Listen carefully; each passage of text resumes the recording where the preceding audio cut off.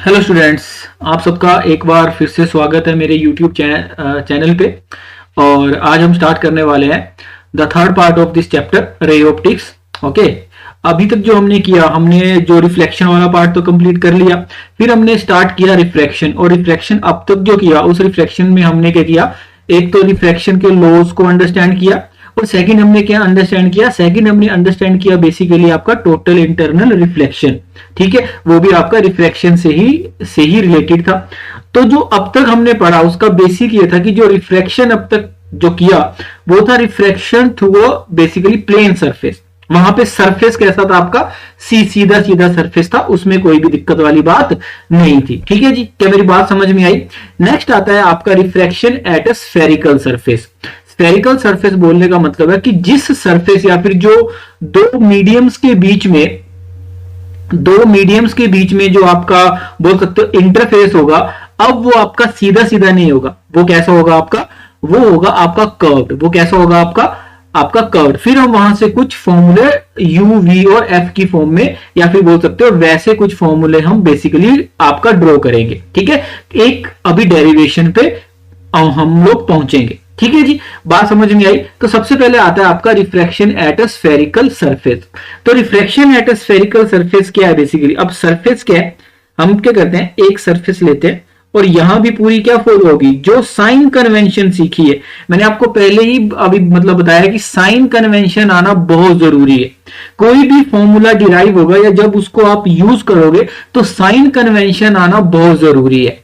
ठीक है, सिंपल रखा है याद कि अगर साइन लाइट के अलोंग कोई डिस्टेंस मेजर करना है, लाइट के अलोंग कोई आपको डिस्टेंस मेजर करना है तो वो पॉजिटिव होगा, उसके अपोजिट तो नेगेटिव। प्रिंसिपल एक्सिस के ऊपर पॉजिटिव और उसके नीचे जो भी होगा वो नेगेटिव होगा। ठीक है, ये अब तक हमने इस चीज को अंडरस्टैंड किया। ठीक है, लेट्स से ये आपका इंटरफेस है, लेकिन इंटरफेस अभी कैसा है, इंटरफेस अभी कैसा है, कर्व्ड इंटरफेस है। कैसा इंटरफेस है अभी आपका, कर्व्ड इंटरफेस है। क्या मेरी बात समझ में आई? और ये जो कर्व्ड इंटरफेस है ये आपका किस फॉर्म में है, अभी कन्वेक्स फॉर्म में। ठीक है, लेट्स से इस साइड में जो मीडियम है उसका रिफ्रैक्टिव इंडेक्स n1 है, और सेकंड टाइम जो है उसका है आपका n2।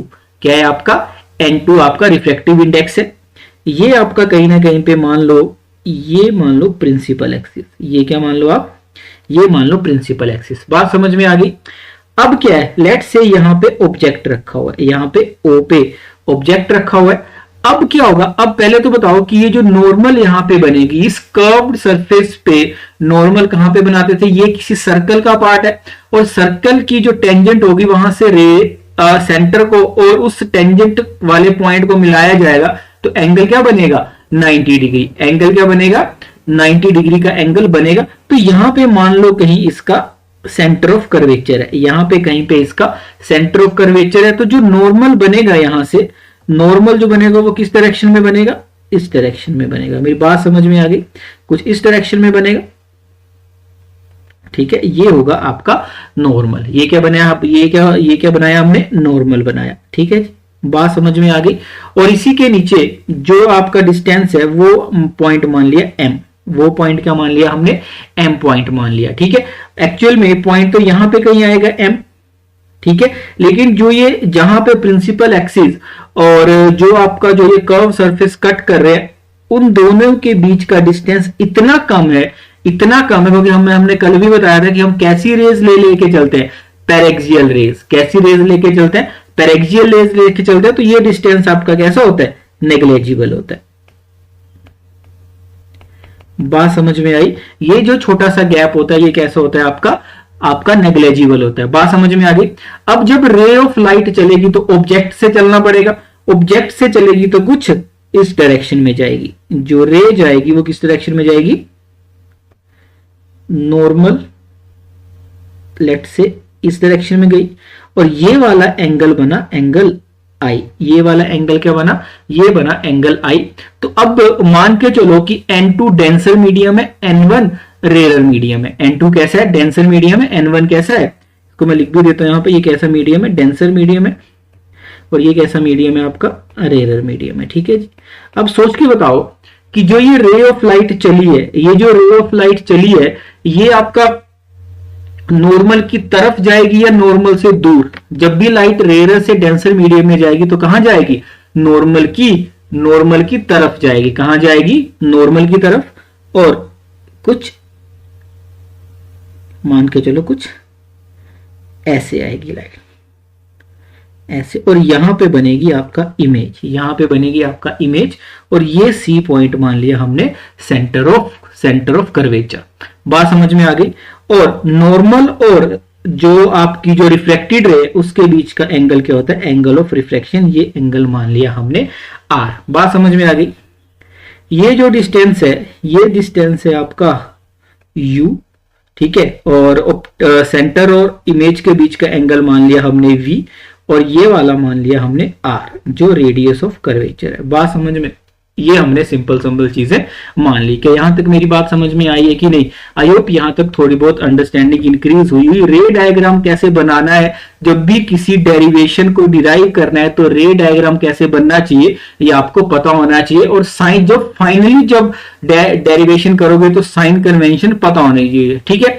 तो यहां पे अगर हम बात करेंगे तो साइन कन्वेंशन में लाइट की डायरेक्शन में इस पॉइंट से, ये एम पॉइंट से डिस्टेंस भी मतलब मेजर करेंगे तो आर और वी पॉजिटिव होगा, यू नेगेटिव होगा, ठीक है जी। लेकिन फिर भी चलते हैं कुछ एक, सबसे पहले लिखते हैं हम, अगर एंगल की बात करें तो एंगल लिखते हैं हम एन। अगर हम tan की फॉर्म में लिखना चाहें, tan ऑफ एंगल NOM। अगर आपको थोड़ी सी भी आपको क्या आती है, अगर थोड़ी सी भी आपको अभी पाइथागोरस थ्योरम और ये सब वाले simple right angle triangle OMN में रिलेशन निकालना है तो angle N tan of angle NOM क्या होगा? MN। क्योंकि यहां पे तीन टर्म्स हैं U, V और R, आपको इन तीनों में कुछ ना कुछ रिलेशन लास्ट में लेके आना है, ठीक है। तो इसीलिए ये डेरिवेशन हमने स्टार्ट किया जहां पे ये तीनों टर्म्स इन्वॉल्व हो जाए, यहां पे ये अभी तीनों टर्म्स इन्वॉल्व हो जाए। तो tan ऑफ एंगल NOM क्या होगा? MN divided by the perpendicular divided by base which is basically U. Next is angle tan of angle, you can say NCM will be same as MN divided by MC. And next one is angle of tan of angle NIM, and the value will be MN upon IM or MI. These particular three, इन तीनों में basically क्या है आपके U, V और R involve है, इसीलिए इन angles को लिखा गया। क्या मेरी बात समझ में आई? अब क्या है, ये एंगल इतने छोटे छोटे हैं कि इन एंगल, क्योंकि हमने बोला था कि पैरेक्सियल रेज है, ये कैसी रेज है? पैरेक्सियल रेज है। इनको हम सिंपल भी लिख सकते हैं at tan of angle NOM is equal to simply NOM। Angle NOM is very small, that's why tan of angle NOM can be approximately equal to angle NOM. Similarly, angle NCM is equal to angle NCM, and tan of angle NIM is approximately equal to angle NIM. Okay, क्या मेरी बात यहां तक समझ में आई है? Because ये कैसे लिख पाए हम? इसीलिए लिख पाए, जैसे कल वहां पे एक केस में साइन आई की जगह सिंपल आई लिखा था, बिकॉज रेज आर पैरेक्सियल। तो एंगल कैसे हैं? ये एक तरह से एजम्पशन है, बिकॉज एंगल क्या है? बहुत ही छोटे छोटे हैं। एंगल क्या है? बहुत ही छोटे छोटे। सिंपल सी बात। अगर इस पर्टिकुलर डायग्राम को फिर से आप देखोगे तो ये अगर ट्रायंगल देखोगे आप ONC, अगर ये ट्रायंगल देखोगे ONC, ये आपने सिंपल अभी मतलब क्लास 10th के मैथ से भी पढ़ा होगा। अगर ट्रायंगल देखोगे ONC तो इस ट्रायंगल में क्या है? आई एंगल अगर आप देखोगे, I angle is equal to, because I क्या है आपका? Outer angle. आई क्या है आपका? Outer angle. तो यहां पे देखोगे I is equal to angle NOM plus angle NCO, angle you can say NCM। Okay, अब अगर आप दूसरी ट्रायंगल में देखोगे कौन सी ट्रायंगल देखनी है? ट्रायंगल आप एनसीआई में देखोगे, एनसीआई में देखोगे तो ये वाला जो एंगल है जिसको मैंने रेड पेन से बनाया है वो क्या है? एंगल आर और एनआईसी के लिए क्या है? Outer angles. तो एंगल यू कैन से मैं कैसे लिख सकता हूं? Angle NCM is equal to R plus angle NIC. क्या लिख सकता हूं मैं? Angle NIC. तो मैं आर की वैल्यू क्या लिख सकता हूं? आर की वैल्यू मैं लिख सकता हूं angle NCM minus angle you can से एंगल एनसीएम एंगल एनआईसी। ये मैं चीजें लिख सकता हूं। और वहां भी हमने किस चीज में अभी फॉर्मूले लिखे हैं हमने, वहां भी हमने इन्हीं चीजों में फॉर्मूले अभी मतलब निकाले हुए हैं। ठीक है जी, क्या मेरी बात समझ में आ गई? अब ये क्यों लिखा? क्योंकि जो लॉज ऑफ रिफ्रैक्शन है, लॉज ऑफ रिफ्रैक्शन क्या है आपके? इस आई और आर की फॉर्म में। ठीक है, अगर मैं लॉ ऑफ रिफ्रैक्शन यहां पे अप्लाई करूं तो मैं क्या लिख सकता हूं? तो अगर मैं लॉज ऑफ रिफ्रैक्शन यहां पे लिखूं तो मैं क्या लिख सकता हूं? n1 sin i according to laws of refraction या फिर अकॉर्डिंग टू स्नेल्स लॉ मैं क्या लिख सकता हूं? n1 sin of i is equal to n2 sin of r. If angles are very small और you can say कि raise अगर पैरेलल है, अगर पैरेलल है तो मैं साइन आई को क्या लिख सकता हूं? Approximately I N I angle I is equal to n2 r because same logic rays are paraxial. अब मुझे क्या करना है? सिंपली आई की जगह वैल्यू पुट करनी है n1, एंगल आई की जगह क्या लिखना है मुझे? आई की जगह क्या लिखना है? NOM plus NCM, NOM plus NCM, आई की जगह NOM प्लस NCM, ये तो हो गया इस साइड, वहां पे is equal to N2। Are की जगह क्या लिखना है मुझे? आर की जगह angle again NCM minus angle NIC जो ऊपर हमने निकाला भी आई। और अब एंगल NOM की वैल्यू की बात करते हैं। NOM की क्या है? MN upon OM। N1 angle हमने ऊपर लिखा हुआ है, NOM की वैल्यू कितनी है? NOM की value MN by OM, MN by OM। NCM की वैल्यू कितनी है? MN by MC। ठीक है जी। NCM की वैल्यू कितनी है? फिर से NCM N2 MN upon MC। NIC की वैल्यू कितनी है? NIC या आप बोल सकते हो NIM भी बोल सकते हो, सेम ही है, MN upon MN upon MI। यहां पे आप NIM की जगह NIC भी बोल सकते हो, कोई बड़ी बात नहीं है, सेम ही तो एंगल है। तो इस रिलेशन में हम यहां पे पहुंच गए। MN हर जगह कॉमन है तो ये अभी कट गया। OM की जगह मैं क्या लिख सकता हूं? OM अगर मैं देखूं तो OM क्या है आपका? U, और साइन कन्वेंशन की वजह से मैं OM की जगह क्या लिखूंगा? Minus U due to sign convention. N1 को अगर मैं मल्टीप्लाई कर देता हूं N1 माइनस यू। MC की जगह क्या लिखूंगा? MC की जगह लिखूंगा R plus N1 divided bye R। क्या मेरी बात समझ में आई? वहां पे जाऊंगा N2 MC की जगह क्या लिखूंगा? R 1 bye R। MN की जगह MN की जगह तो हमने MN तो अभी हो गया कट। N2 को मैं अंदर मल्टीप्लाई कर देता हूं। N2 को अगर मैं अंदर मल्टीप्लाई करता हूं तो क्या आएगा? N2 MN की जगह तो MN ही रहेगा, वो तो अभी कर चुके। MI की जगह क्या आएगा? V। क्या आएगा? V। कि यहां तक मेरी बात समझ में आई है कि नहीं? ठीक है, अगर मैं और आगे चलूं, यहां तक सबको समझ में आया कि नहीं? ठीक है, अब क्या करता हूं? आर वाली टर्म को एक तरफ ले आता हूं और मैंने साइन कन्वेंशन यहां पे लगा दी है। OM की जगह मैंने माइनस यू लिख दिया है। ठीक है, आर भी आपका पॉजिटिव डायरेक्शन में, V भी आपका पॉजिटिव डायरेक्शन में। साइन कन्वेंशन पढ़ना बहुत जरूरी है। बोल सकते हो ना कि अगर क्वेश्चंस आएंगे तो डायरेक्ट फॉर्मूला बेस आएंगे, लेकिन जो डिराइव किया आप तो आपने तो एक एक लेंस या एक एक केस के लिए किया है, लेकिन जब आप डेरिवेशन करते हो तो वो हर केस में वैलिड हो जाती है। क्या मेरी बात समझ में आई यहां तक? अगर मैं इसको फिर लिखूं तो अगर मैं N1 को यहां लेके आऊं तो N2 को यहां पे N2 आएगा। तो अगर मैं यहां पे लेके आऊं तो N2 डिवाइड बाई V और minus N1 divide by U is equal to N2 minus N1 divide by R। ये आया आपका सिंपल सा रिलेशन सिंपल सा रिलेशन। लेकिन जब भी ये जो अभी सरफेस था, ये कैसा था? ये सरफेस था कॉन्वेक्स। सरफेस कैसा था? कॉन्वेक्स सरफेस था।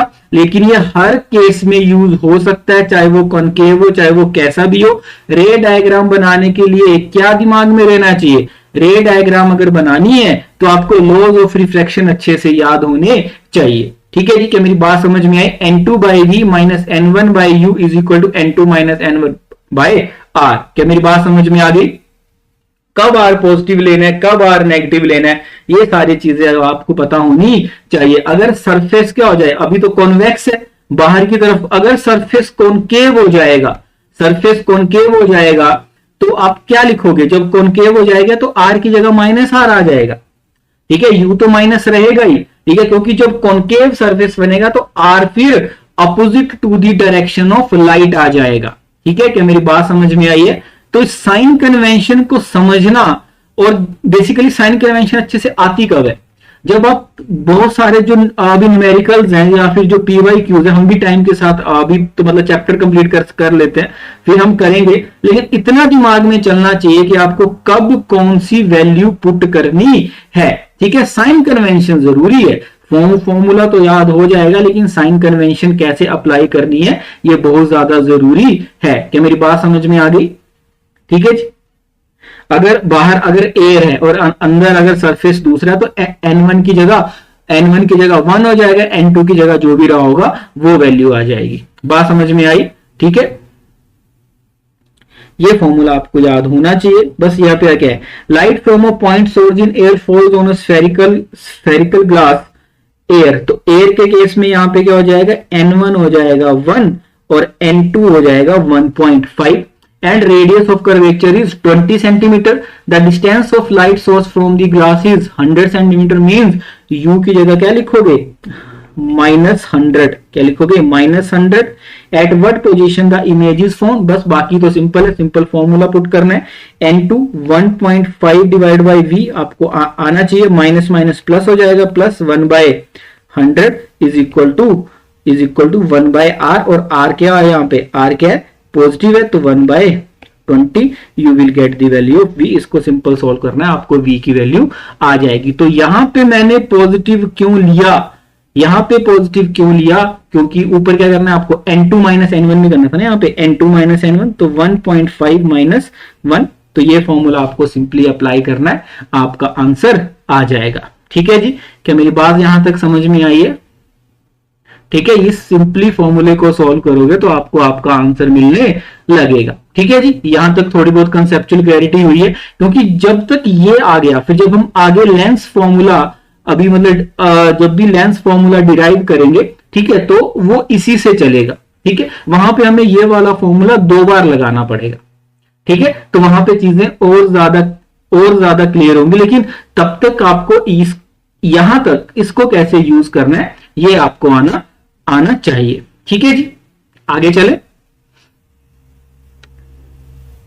आगे आता है आपका refraction by a lens. Refraction by a lens, और यहां पे जो लेंसेज की बात हम लोग करते हैं, यहां पे जो लेंसेज की बात हम करते हैं, यहां पे लेंस आते हैं बेसिकली आपके थिन लेंसेज।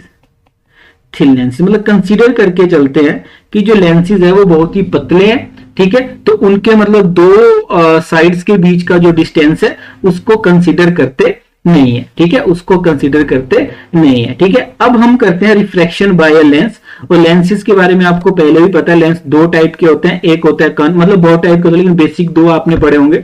एक होता है कॉन्वेक्स लेंस और एक होता है आपका कौन सा?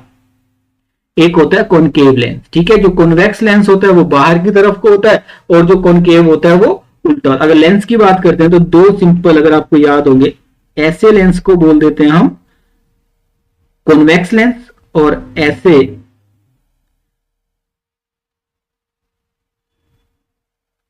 ऐसा जो लेंस है इसको बोल देते हैं सिंपली हम कॉनकेव। तो ये वाला होता है आपका कॉन्वेक्स और ये वाला होता है आपका कॉनकेव। अगर थोड़ा सा भी याद होगा 10th क्लास का तो ये सब है। ठीक है, वहां पे आपने एक रिलेशन भी पढ़ा होगा, 1/f is equal to 1/v minus 1/u।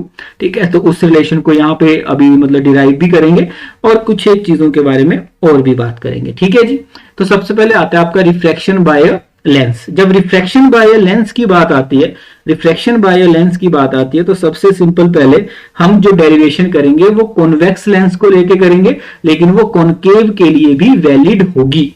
ठीक है, लेट्स से ये है लेंस। अगर मैं सिंपल लेंस की बात करूं तो ये है आपका एक तरह का कॉन्वेक्स लेंस। ये मान लिया हमने इसकी प्रिंसिपल एक्सिस, लेकिन ये थिन लेंस है, लेकिन ये थिन लेंस है।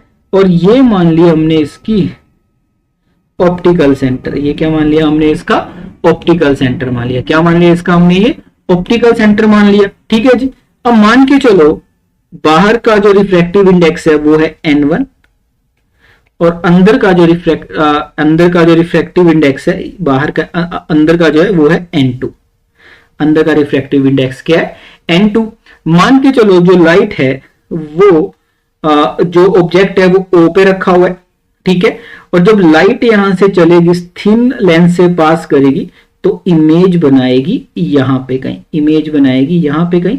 लेट से वो मान लिया हमने आई, वो मान लिया हमने आई। क्या मेरी बात समझ में आ गई है यहां तक? ये सिंपल आपकी नॉर्मल कंडीशन है। ठीक है, और लेंस का रिफ्रैक्टिव इंडेक्स है n2 with respect to air और बाहर का n1 मान लिया। बहुत सारे केसेस में तो n1 1 ही दिया होता है कि बाहर हवा रखी हुई है। ठीक है, लेकिन अगर इस चीज को हम अच्छे से देखें, अच्छे से समझें, तो एक्चुअल में हुआ क्या होगा। ठीक है, ये सरफेस मान लिया हमने n1, ये सरफेस मान लिया हमने n2, ये पॉइंट मान लिया A, ये मान लिया B, ये मान लिया C, ये मान लिया D।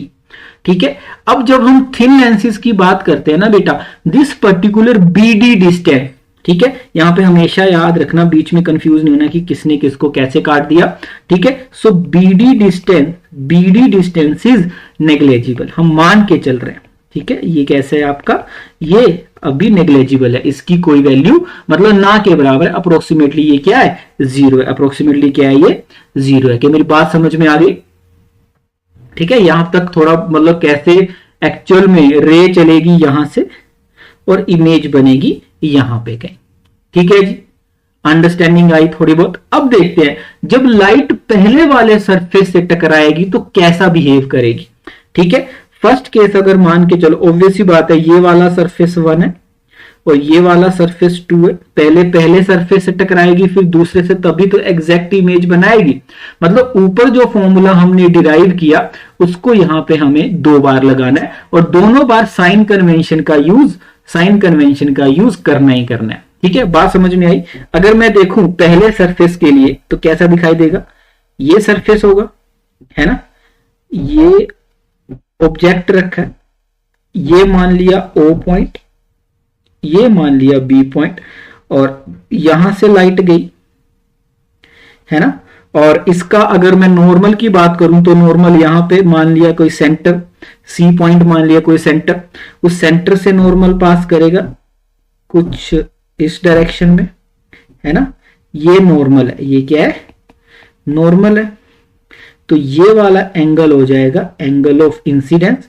और जब ये लाइट इस सरफेस से टकराएगी तो कैसी हो जाएगी बच्चे, कुछ ऐसी हो जाएगी, है ना। पर ये फाइनल इमेज तो नहीं है, फाइनल इमेज तो जब दूसरे सरफेस से टकरा जाएगी तब बनेगी। तो ये वाला एंगल मैं मान लेता हूं नॉर्मल के साथ जो बनाया वो R1 बनाया। क्या बनाया, R1 बनाया। अब मैं क्या करता हूं, ये वाली जो है जो इमेज फाइनल है इसको मैं BI1 मान लेता हूं। इसको क्या मान लेता हूं मैं, B मतलब I1 मान लेता हूं मैं इसको। ठीक है जी, अब मैं क्या करता हूं, ऊपर जो फॉर्मूला था उसको यहां पे लगाता हूं। ठीक है, ऊपर क्या फॉर्मूला था इसका, यहां पे रिफ्रैक्टिव इंडेक्स कितना है N1, यहां पे कितना है N2। तो मैं क्या करूंगा, N2 बाय इमेज, N2 ये पॉजिटिव है, BI1 क्या मैं लिख सकता हूं ऐसे, N2 बाय BI1 माइनस, लेकिन अब क्या है, लाइट की डायरेक्शन तो क्या है यहां से, तो U पॉजिटिव हो जाएगा, minus N1 divided bye minus minus plus OB, क्या मैं लिख सकता हूं ऐसे, इज इक्वल टू क्या लिखूंगा, N2 minus N1, N2 minus N1 divided bye, इसको मैं मान लेता हूं C1 डिवाइडेड बाय BC1। क्या मेरी बात समझ में आई? क्या मैं इसको इक्वेशन 1 लिख सकता हूं? इसको मैंने क्या कर दिया, इक्वेशन 1 लिख दिया। ध्यान से देखो, इसमें कोई कोई मिस्टेक तो नहीं है? क्या मैं ऐसे लिख सकता हूं कि नहीं लिख सकता हूं? हाँ, मैं ऐसे लिख सकता हूं। मैंने साइन कन्वेंशन लगा दिया, आर पॉजिटिव है और यू नेगेटिव। इस केस में आर क्या है आपका? BC1 है। ठीक है, आर क्या है? ऐसा सेंटर जहां से क्या हुआ है, उसका पर्टिकुलर पॉइंट जो है, जो पॉइंट N1 है वो बना हुआ है। क्या मेरी बात समझ में आई है? यहां तक अंडरस्टैंडिंग क्लियर है? ठीक है, थोड़ी बहुत कंसेप्चुअल क्लैरिटी होनी चाहिए। अब देखते हैं सरफेस 2। सरफेस 2 की बात करते हैं। तो सरफेस 2 के लिए अब ये जो है I1 वाली जो रे है, ये जो रे है जो यहां पे आके मिली है सरफेस 1 के लिए, ये 2 के लिए ऑब्जेक्ट का काम करेगी। 2 के लिए ऑब्जेक्ट का काम करेगी। तो दूसरे सरफेस में जब टकराएगी तो दूसरा सरफेस तो ऐसा है, देखो दूसरा सरफेस तो ऐसा है। अब ये वाला N2 है और जहां पे जाएगी वो N1 है ना? मेरी बात समझ में आ गई। और ये वाला पॉइंट, ये मान लिया उसकी प्रिंसिपल एक्सिस है। और ये वाला पॉइंट कौन सा है? ये वाला पॉइंट है आपका D। ये वाला पॉइंट कौन सा है? ये वाला पॉइंट है पॉइंट D। क्या मेरी बात समझ में आ गई? अब जब यहां से नॉर्मल बनेगा तो यहां पे मान लिया सेंटर ऑफ कर्वेचर C2 है, तो नॉर्मल कहां पे बनेगा? अब नॉर्मल की डायरेक्शन कहां होगी? इसी के थ्रू, क्योंकि टेंजेंट सेंटर से जाएगा तो ये होगा नॉर्मल, ये होगा नॉर्मल। मेरी बात समझ में आई कि नहीं? ये नॉर्मल होगा। अब जो ये लाइट आ रही है, ठीक है, अब N2 N1 से बड़ा है, अब डेंसर से रेयर में जा रही है। कहां पे जा रही है? डेंसर से रेयर में जा रही है। आ तो रही थी, इस नॉर्मल पे टकराई लाइट कुछ ऐसे, है ना? ये वाला एंगल मान लिया मैंने I2, ये वाला एंगल मान लिया मैंने I2, है ना? और ये नॉर्मल तो आगे चला गया, ये रहा नॉर्मल। अब मेरे को बताओ, जब डेंसर से रेयर में आएगी, ये तो ये वाली है, ये वाली जो लाइट है वही ये है, ठीक है, ये वाली जो लाइट है वही ये जो टकराई आपका N1 I1 जो दिखाई दे रहा है। तो जब डेंसर से रेयर में जाएगी तो नॉर्मल से दूर आएगी कि पास आएगी? दूर जाएगी। जब रेयर से डेंसर होता था तो पास आती थी, लेकिन जब डेंसर से रेयर में जाएगी तो दूर जाएगी। तो इसीलिए ये क्या होगी? सीधी जाने की बजाय इससे दूर जाएगी और यहां पे हमारी जो इमेज है वो बन जाएगी I। बात समझ में आई? अगर सीधी जाती तो कैसी बनती? सीधी जाती, जो हमने ऊपर लिखा भी है पॉइंट, ये वाला पॉइंट होता आपका I1, ये वाला पॉइंट होता है I1। मेरी बात समझ में आई?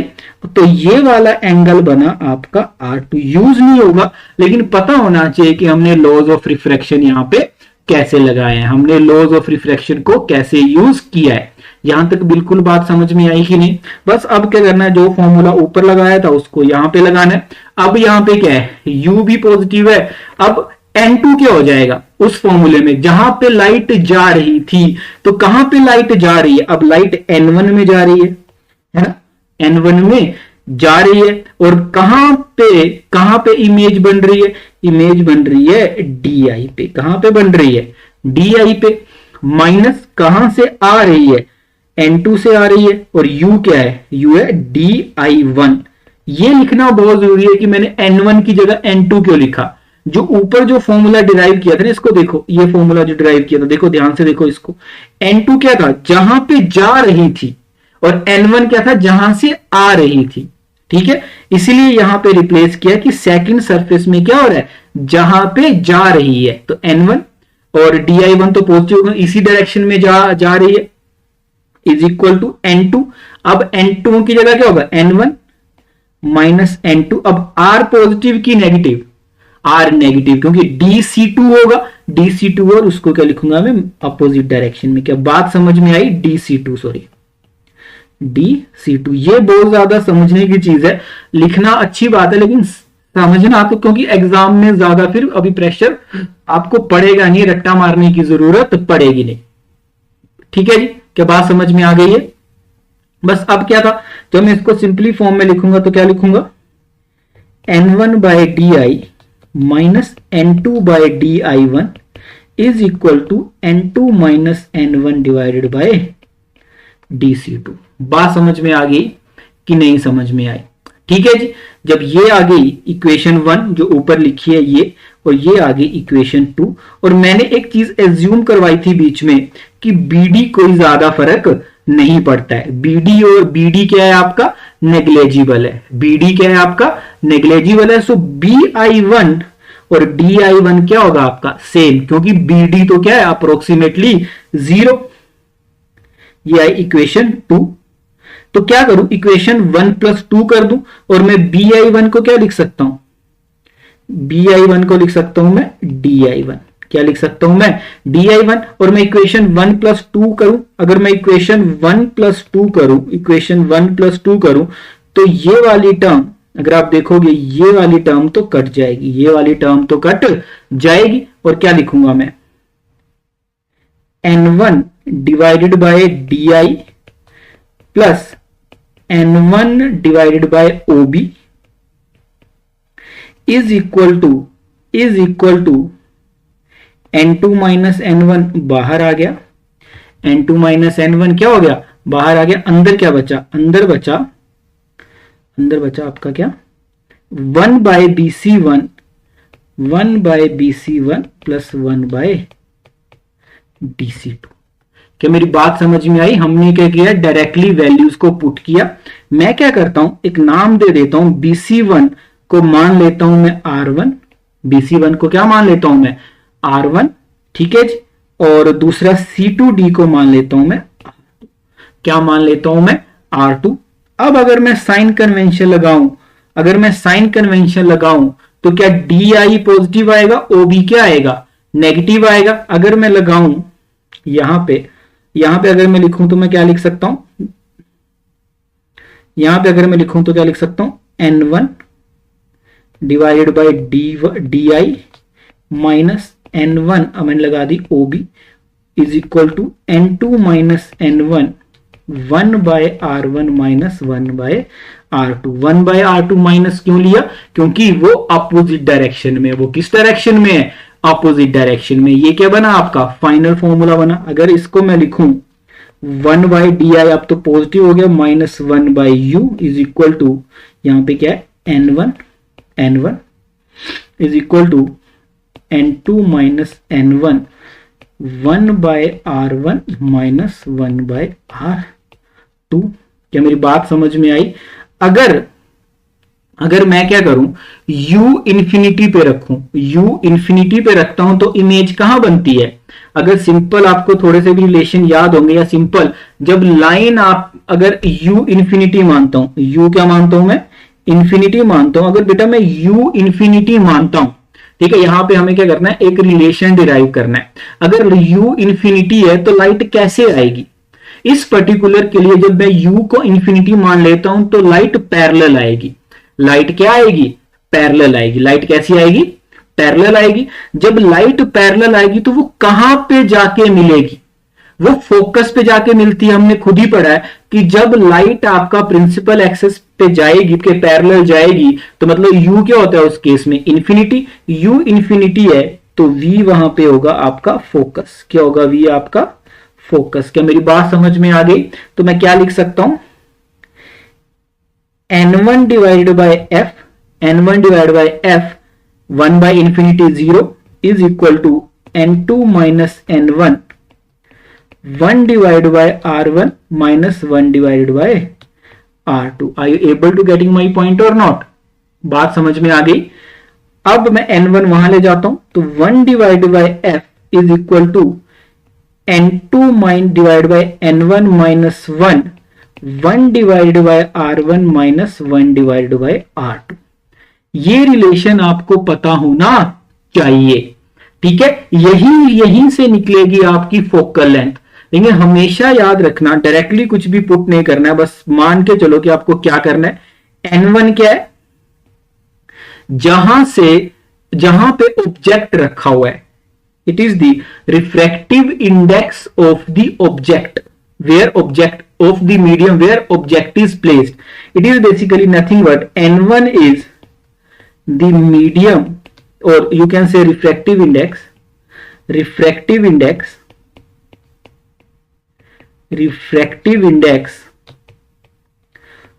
of the medium where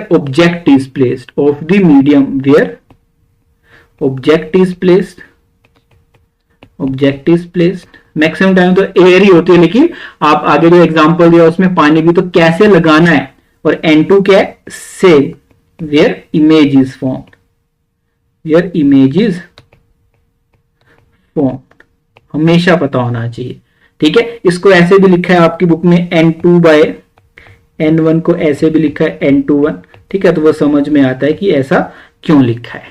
ठीक है जी, क्या मेरी बात समझ में आई। अगर अब मैं इसको फिर से आपस में रिलेट करूं, इसको, इस पूरी टर्म क्या बन गई है, ये पूरी टर्म क्या बन गई, अगर मैं इसको लिखूं तो पूरी टर्म क्या बन गई है, N1 बाय F।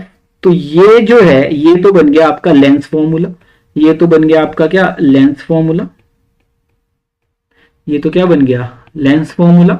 और एक और चीज जो आप लिख सकते हो, ठीक है, यहीं से आएगा N1 बाय F ही तो लिखा था, is equal to N1 by V minus N1 by U, जो आप पढ़ते भी आए हो। तो 1 by F is equal to 1 by V minus 1 by U।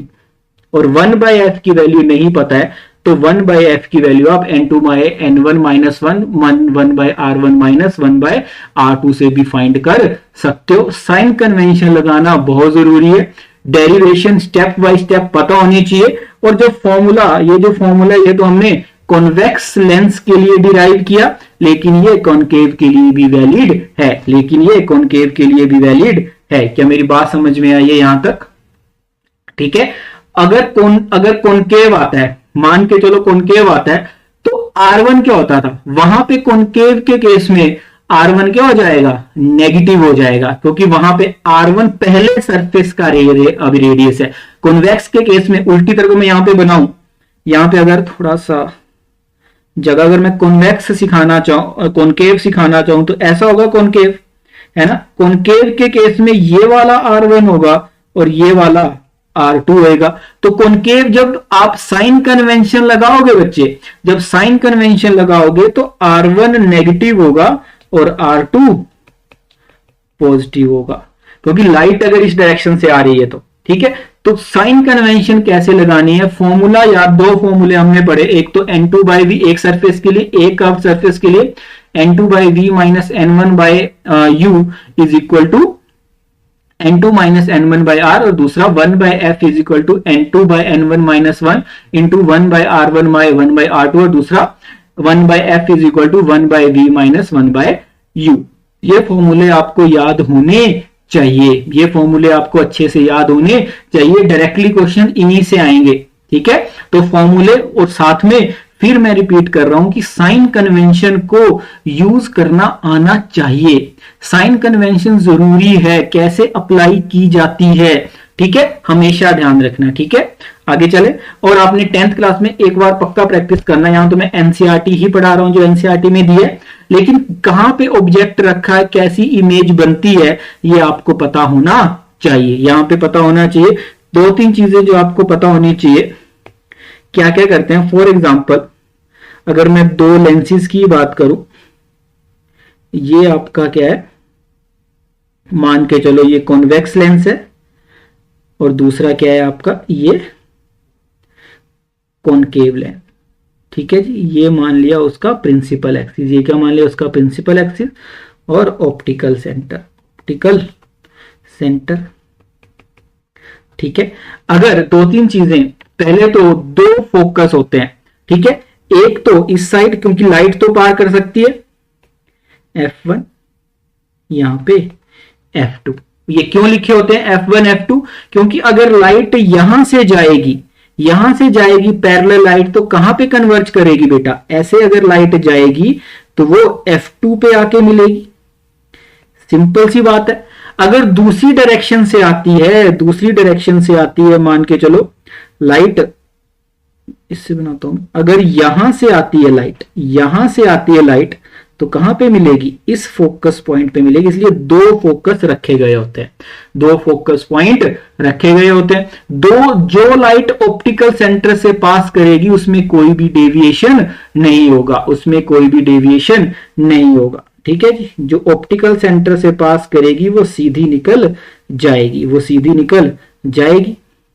और तीसरा पॉइंट कि जो लाइट आपका फोकस से पास करेगी, फोकस से पास करेगी, लेट से उस डायरेक्शन से आ रही है, ये लाइट की डायरेक्शन है, फोकस से पास करेगी तो वो प्रिंसिपल एक्सिस के पैरेलल हो जाएगी। ये इमेज फॉर्मेशन, ठीक है, यहां तो नहीं दिया है अच्छे से, ठीक है, लेकिन 10th की किताबें अपनी खोलोगे, आपने अच्छे से किया भी, 10th पास की है, तो वहां पे आपको इमेज फॉर्मेशन बताया ऑब्जेक्ट यहां रखा तो यहां बनेगा, यहां रखा तो यहां, वहां पे आपने अच्छे से प्रैक्टिस की है, इसीलिए यहां पे नहीं दिए। यहां भी 2 फोकस है, ये F1 और ये F2। अगर यहां से लाइट आएगी तो ऑब्वियस सी बात है क्या करेगी, डाइवर्ज करेगी, तो ऐसा लगेगा कि इस पर्टिकुलर फोकस से वो आ रही है, ठीक है। सेम दूसरे केस के लिए, ठीक है, मेरी बात समझ में आ रही है। तो ऐसे करके आपको इमेज प्लॉटिंग करनी आनी चाहिए, अगर आपसे कोई पूछ ले तो, ठीक है जी। क्या मेरी बातें समझ में आई, छोटी छोटी चीजें समझ में आई। और यहां पे जो भी हम पढ़ रहे हैं वो कैसे लेंस पढ़ रहे हैं, we are studying just the thin lenses. कैसे लेंस पढ़ रहे हैं हम, अभी थिन लेंसेज पढ़ रहे हैं, ठीक है। आगे चले, ठीक है जी, यहां तक समझ में आ गया सब कुछ, आगे चलते हैं। A magician during a show makes a glass lens with n is equal to 1.47 disappear in a trough of liquid. What is the refractive index of liquid? Could it be the water?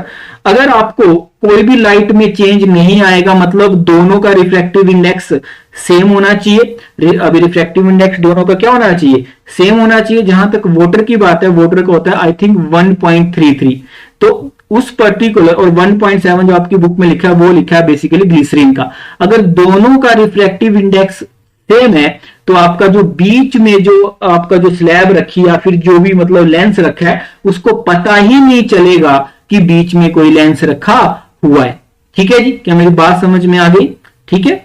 तो उस particular liquid का refractive index भी 1.7 ही होना चाहिए। दोनों का refractive index same होगा तभी वो पर्टिकुलर जो लेंस है वो आपका अभी डिसअपियर हो पाएगा, तभी वो अभी डिसअपियर हो पाएगा। तो मेरी बात समझ में आ गई।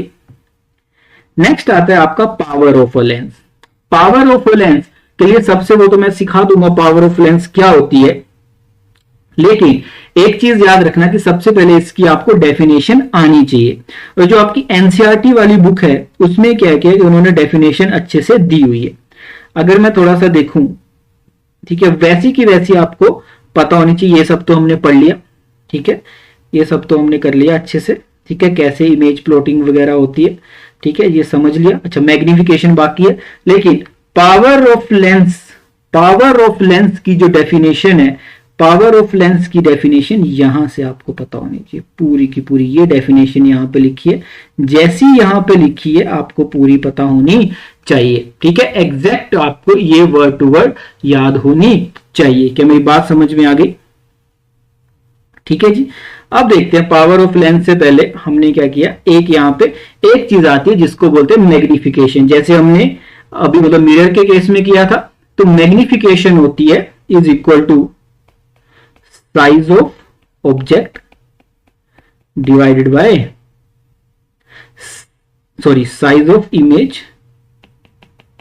Size of image divided by size of object, size of object. Let's say h dash is the image and h is basically nothing but the object.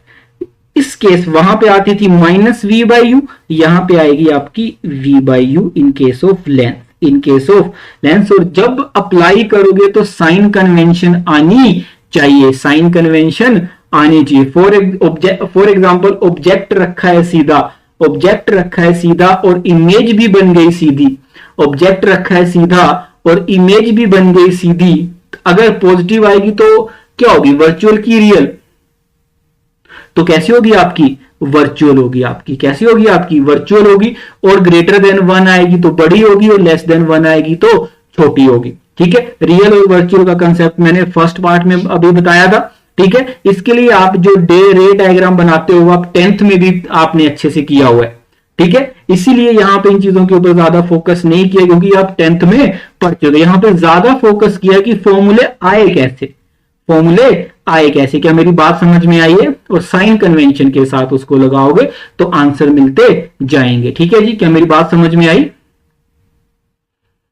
चले आगे, चलो जी। पावर ऑफ अ लेंस, उसकी डेफिनेशन मैंने बता दी।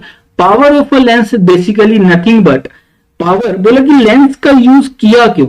अगर आपने lens को बीच में लगाया, या तो वो लाइट को कन्वर्ज करेगा या तो वो लाइट को डाइवर्ज करेगा, या तो वो लाइट को कन्वर्ज करेगा या तो वो लाइट को डाइवर्ज करेगा।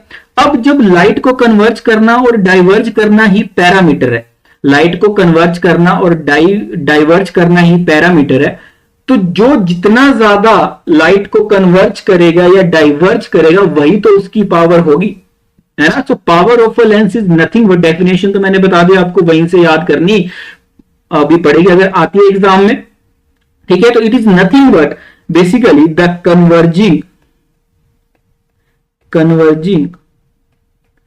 और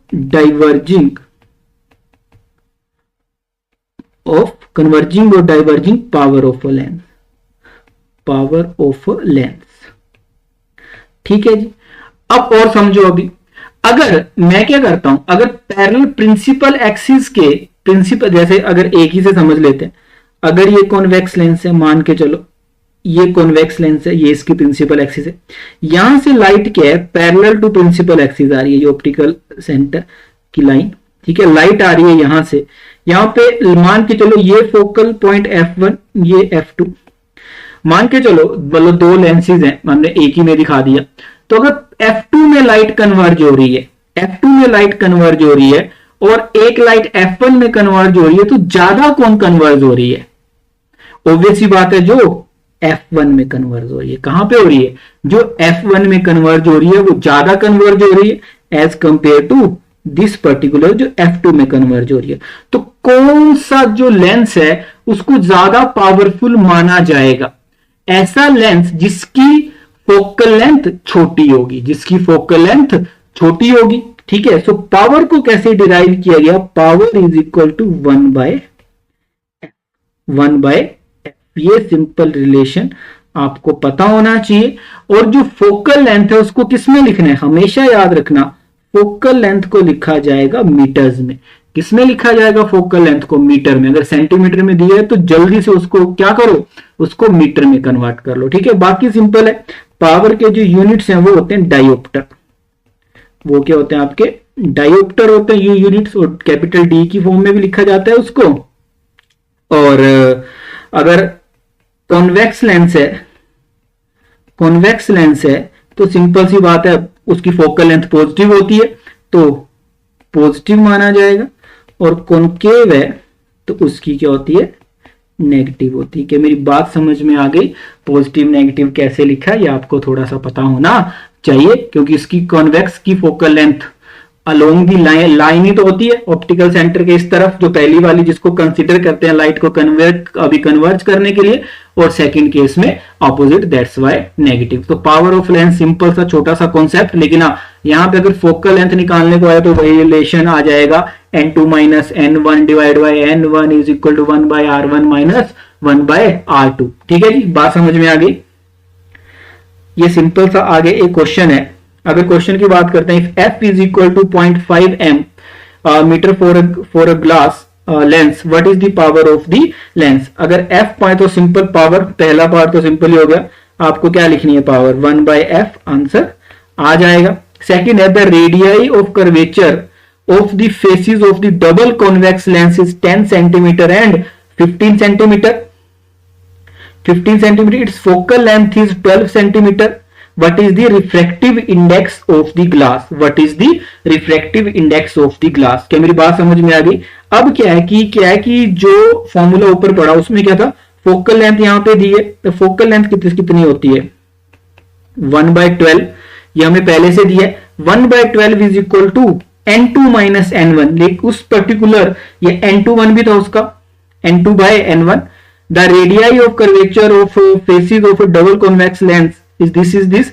what is the refractive index of the glass. तो पहला मीडियम क्या है, पहला मीडियम है एयर, पहला मीडियम क्या है एयर, ठीक है। तो दूसरे का विद रिस्पेक्ट टू एयर तो क्या करेंगे n2 n मान लेते हैं, और पहला मीडियम क्या मान लेते हैं, पहला मीडियम क्या मान लेते हैं। ओके, क्या बात समझ में आ रही है यहां तक। तो मैं उसको ऐसे भी लिख सकता हूं 1/12 इज इक्वल टू एन, जो हमें फाइंड करना है एयर का कितना है 1 - 1 के बाद समझ में आ गई। दूसरा कैलकुलेशन है 1/r1, 1/r1 क्या होगा पॉजिटिव, तो 1/10 वहां पे क्या माइनस, और माइनस माइनस क्या हो जाएगा प्लस, प्लस 1/15, यहां से सिंपली आपको n की वैल्यू मिल जाएगी। ठीक है जी, क्या बात समझ में आ गई।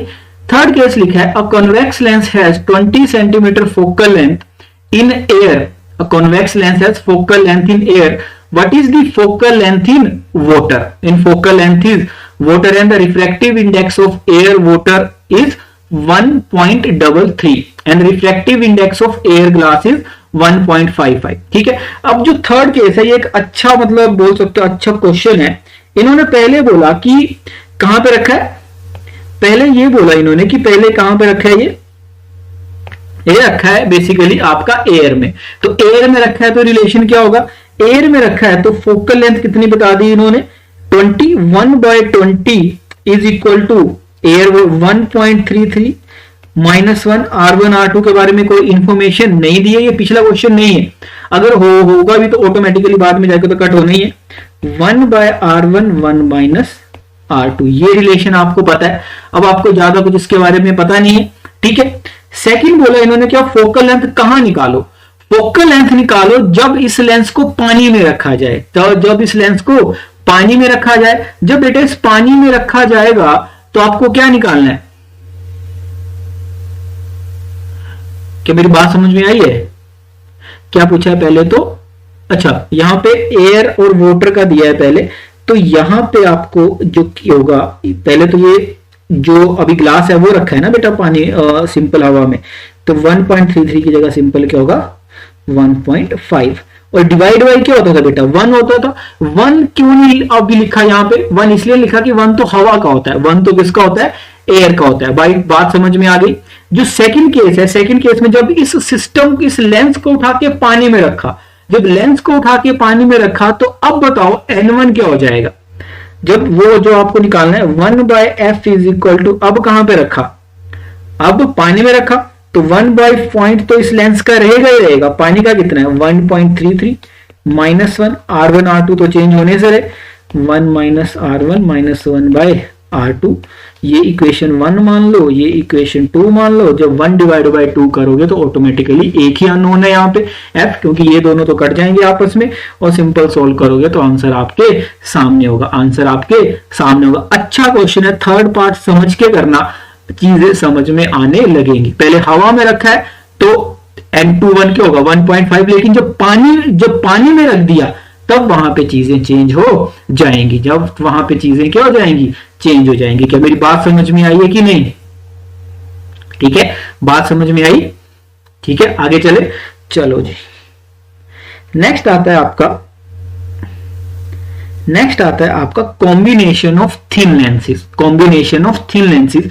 ये बेसिकली ये मान के चलो, अब एक ही लेंस में तो आप सब कुछ नहीं बना सकते हो ना, एक ही लेंस में तो सब कुछ बना सकते नहीं हो, तो आपको क्या करना पड़ेगा, आपको ये सीखना पड़ेगा कि कैसे आप लेंसेज को एक साथ लाएं, और एक जो आपको बोल सकते हो कि जो आपको रिक्वायर्ड रिजल्ट चाहिए, जो रिक्वायर्ड रिजल्ट चाहिए वो आप अभी निकाल सकते हो। कभी कभी आपको अगर जो अभी जो स्पेक्स होते हैं उसको दिखाने भी जाते हो ना, तो वो क्या करता है डिफरेंट लेंसेज को रख के चेक करता है, फिर वो कॉम्बिनेशन बनाता है ताकि आपको डिजायर्ड रिजल्ट मिल सके।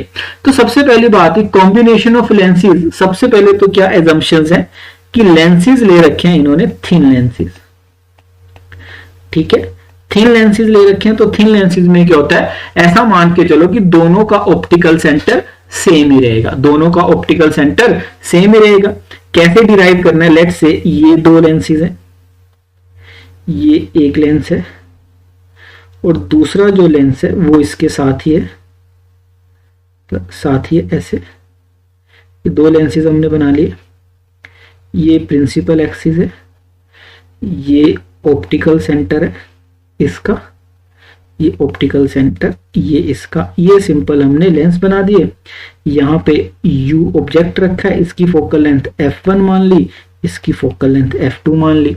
ठीक है जी, ऐसा ही होगा और फाइनल जो इमेज बनेगी वो यहां पे कहीं v मान ली। बात समझ में आ गई?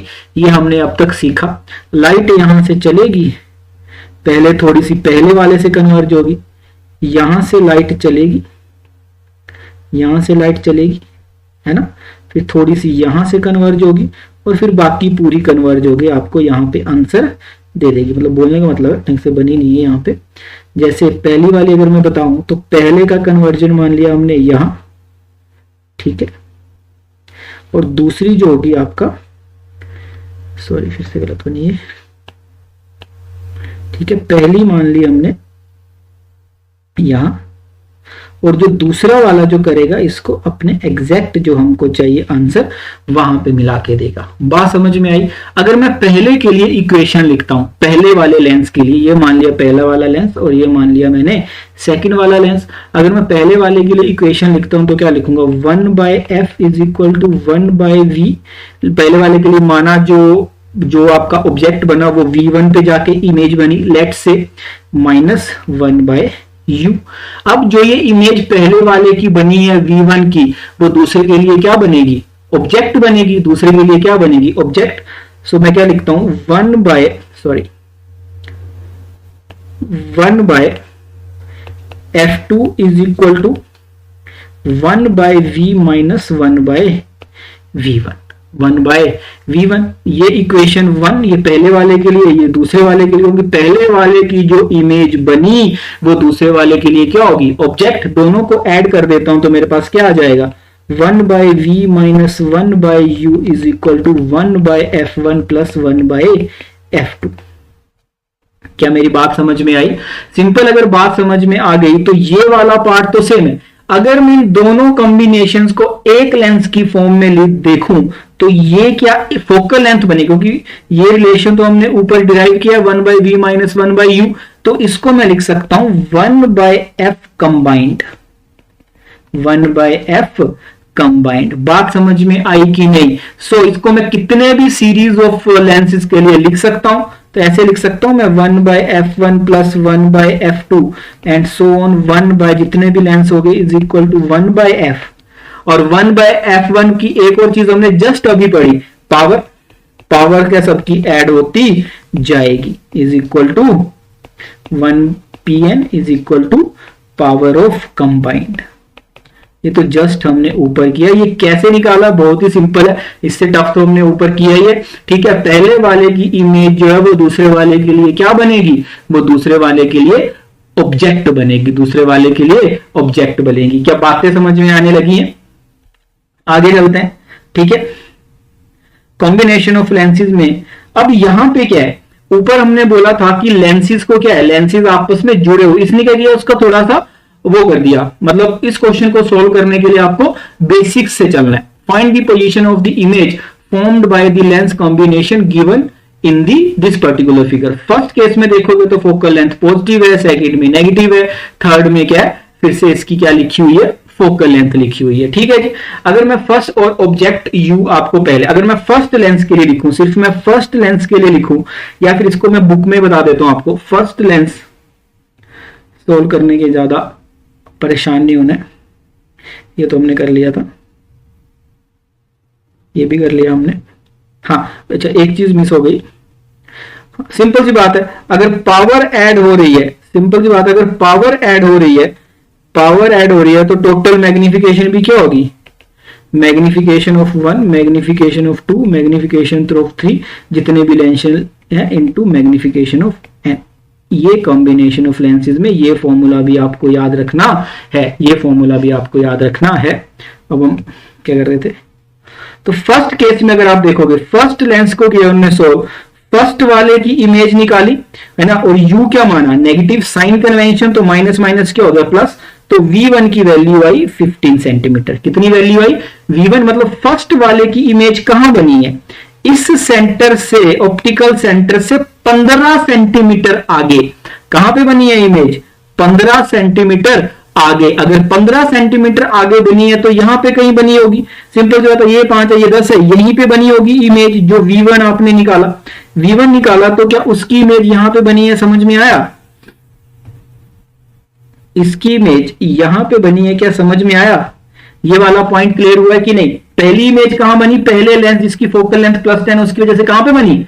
दूसरे के सेंटर पे बन गई। ये बाई मिस्टेक बन गई, सिर्फ ये कैलकुलेशन से आया, 15 सेंटीमीटर दूर बन गई। बात समझ में आई? अब जब मैं सेकंड को करने लगा, सेकंड लेंस के लिए, अगर आप सेकंड लेंस को देखोगे, the image formed by first lens serves as the object for the second. This is a distance 15 - 5 centimetre to the right of the second. Right of the second तो हमने बात ही कर ली, राइट ऑफ द सेकंड, वहीं पे बनी image, है ना? क्या मेरी बात समझ में आई? अगर मैं और आगे चलूं, अगर आपको थोड़ा सा भी दिखाई दे रहा है यहां पे, अब दूसरे केस की बात करते हैं, 1/v2। अब क्या ये लाइट की डायरेक्शन में ही बन गई है, तो u यहां पे 10 ही रहेगा, और इसकी इज इक्वल टू, अब फोकल लेंथ क्या होती है? अब दूसरा क्या है? कॉन्केव, तो कॉन्केव के लिए फोकल लेंथ माइनस दी है, तो माइनस माइनस क्या आपस में अभी तो कट गया, तो v2 कहां पे बनी? v2 बनी इंफिनिटी पे। कहां पे बनी? v2 इंफिनिटी पे। जब v2 इंफिनिटी पे बनी, v2 इमेज कहां बनी? इंफिनिटी पे बनी, तो इंफिनिटी कहां होगा, है ना? तो दूसरे के लिए, अब तीसरे लेंस के लिए ऑब्जेक्ट क्या है? u3, और u3 की वैल्यू कितनी है? इंफिनिटी। v3 आपको निकालना है, फोकल लेंथ कितनी है? 3, तो 1/∞ 0, तो v3 की वैल्यू आ गई 30 सेंटीमीटर। v3 की वैल्यू क्या आ गई? 30 सेंटीमीटर। एक ही फॉर्मूले को बार बार रिपीट किया है। ये याद रखना कि पहले वाले की जो इमेज है वो दूसरे वाले के लिए ऑब्जेक्ट, तो दूसरे वाले की इमेज है वो तीसरे वाले के लिए ऑब्जेक्ट। और यहां पे क्वेश्चन ऐसा बनाया गया है कि सेकंड की जो इमेज है वो इंफिनिटी पे बन गई, तो इंफिनिटी पे है तो जो इमेज बनेगी वो फोकल लेंथ पे ही बन जाएगी, फोकल लेंथ या फिर फोकस पे बन जाएगी। इसकी इमेज कहां बन जाएगी? फोकस पे बन जाएगी। क्या मेरी बात समझ में आई है? क्या मेरी बात समझ में आई है? तो आई होप आपको थोड़ी बहुत अंडरस्टैंडिंग हुई होगी, जहां हमने रिफ्रैक्शन कंप्लीट किया। ठीक है, रिफ्रैक्शन मतलब सिंपल आपका कर्व सरफेस पे रिफ्रैक्शन कंप्लीट किया।